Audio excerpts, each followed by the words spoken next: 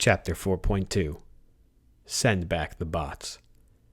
Even from a distance, Ceres gave Tobias goosebumps. The gray asteroid was technically a pit stop for travelers, but everyone knew it was a star's beehive. Every patron at every bar was an officer. Plainclothes civilians were plainclothes cops. Ceres was a planet that people like Tobias took the long route around. For him to be docking at Ceres, with the handcuffs on someone other than himself, was a day he never imagined. Sleek, black and white police skiffs flooded the outpost.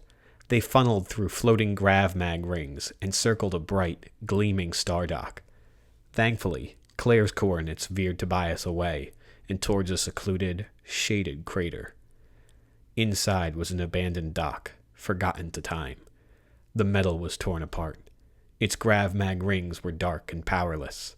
It was perfect for Tobias. He preferred manually docking. People grew too reliant on autopilot, AI docking, and bots doing the hard work for them. He preferred it the old way. Tobias veered his massive cruiser through defunct rings, circled the crater, and landed beside an abandoned warehouse. The outside was riddled with graffiti. It had the usual messages. Screw Nexus, and we bleed for corporate greed.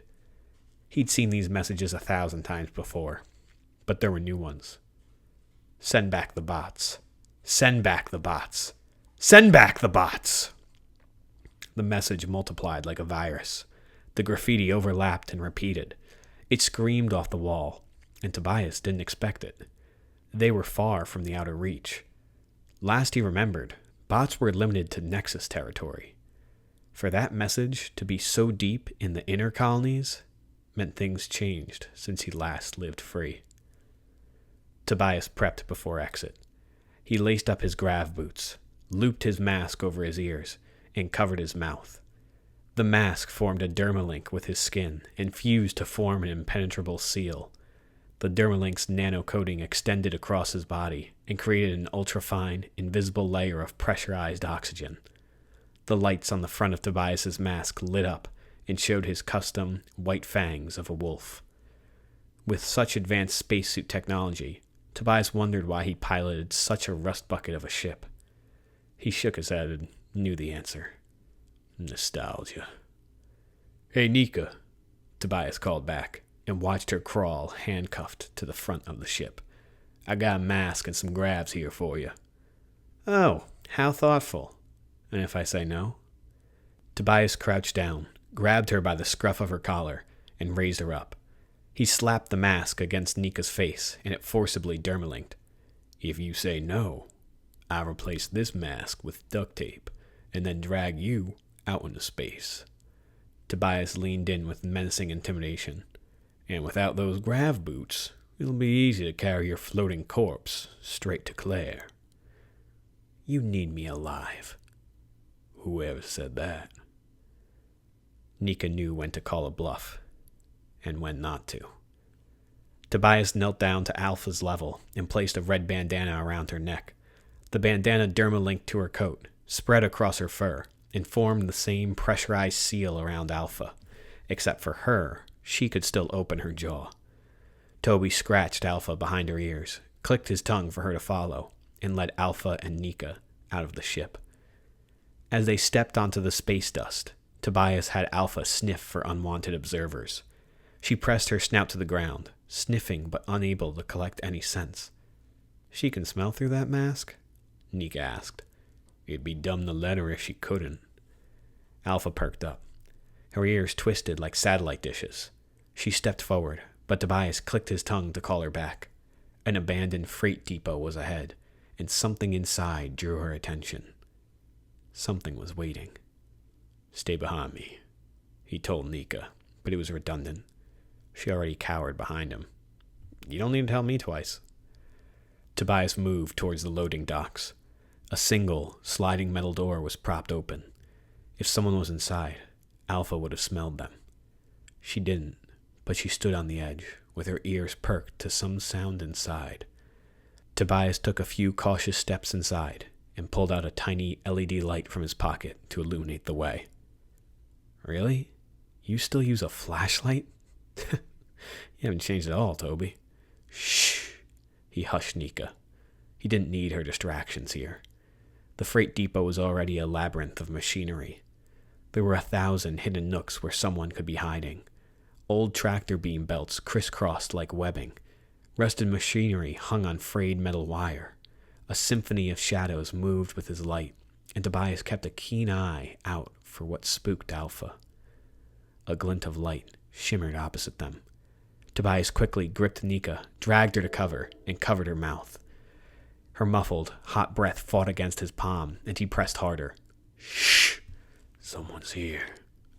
He squinted, and in the distance saw a blue beam of light.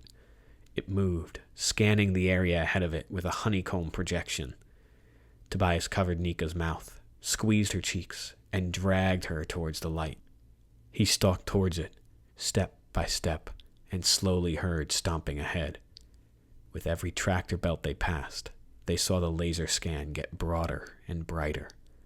Within a few moments, they saw what Alpha sensed long ago. A 2-ton bipedal bot. Its head was a spherical camera, an all-seeing eye, spinning and swiveling to see all 360 degrees. Its torso pivoted independently, facing whichever direction it needed.